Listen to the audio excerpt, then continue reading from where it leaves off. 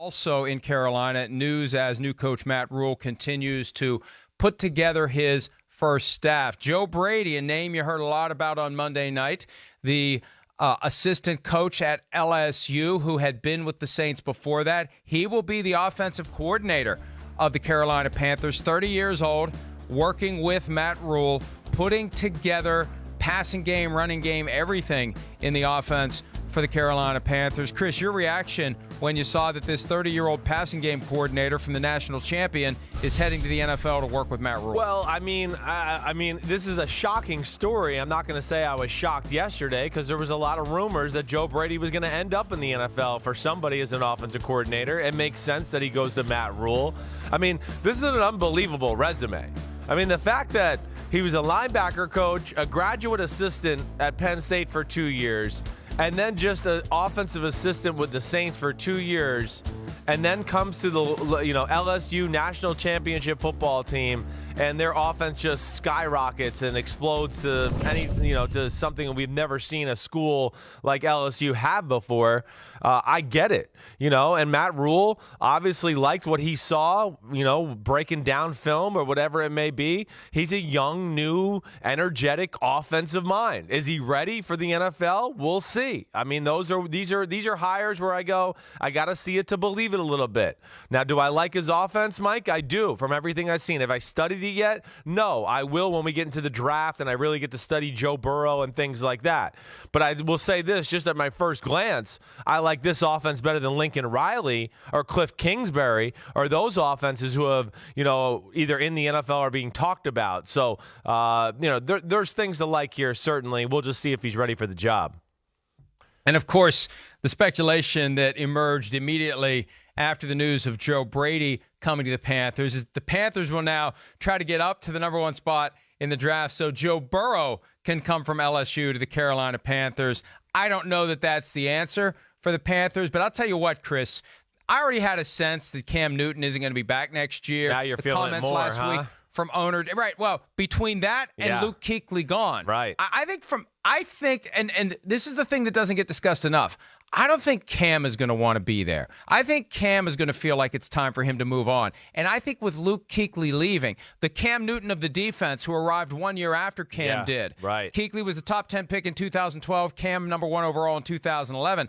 I just think that will be viewed as Cam Newton as just another indication that it's time to move on to something else. And why stay here when everything is changing?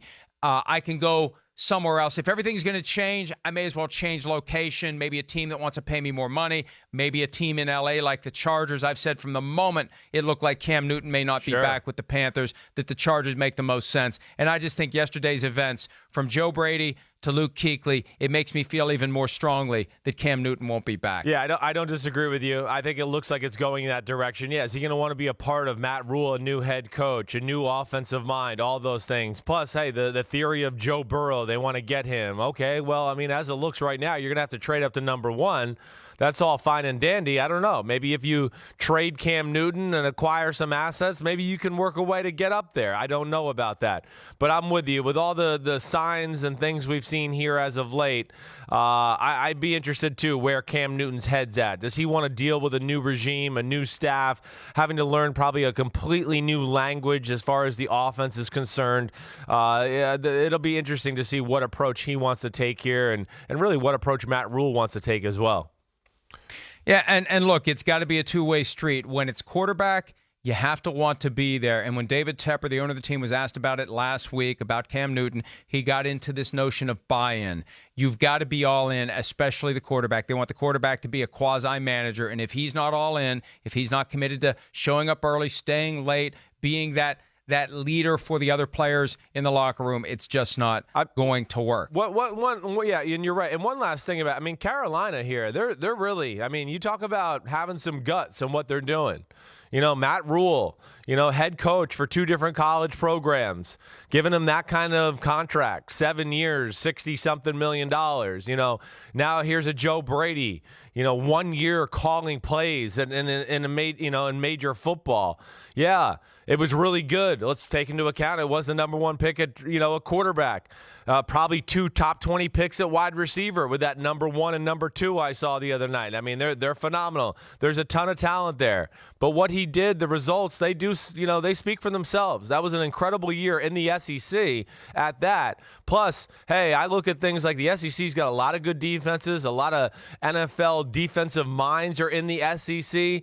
And a guy like Nick Saban had a whole lot of problems stopping that LSU offense. So I think there's answers here. It's interesting. I'm very interested to see how it all works out because we haven't really seen a formula like this, I feel like, in a while out of an NFL team, at least to this extreme. Not this kind of turn it all on its head, really, since Chip Kelly, right? Yes, right. You're right. Maybe and because since Chip Kelly.